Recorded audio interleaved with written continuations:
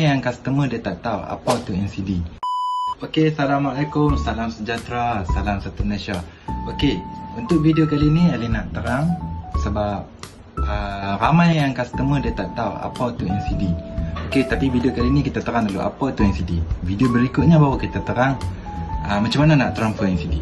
Okey, apa itu NCD? Okey, NCD ni bahasa penuh dia adalah non-claim discount.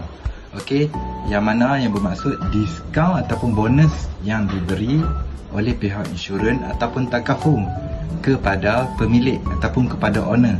Sebab pada tahun tu dia tak ada tuntutan ataupun tak ada claim langsung. Okey, itu maksud dia NCD. Okey, nombor 2 adalah bagaimana kita nak kira NCD ni. Okey, dia NCD ni untuk kereta dengan motor dia tak sama, tapi yang ni kita go through untuk yang kereta punya lah.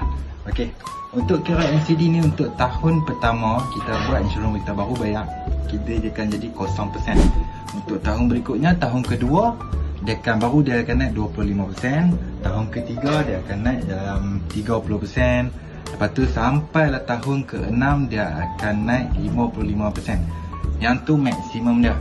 Okey, kalau dia 7 tahun pun dia tetap 55%.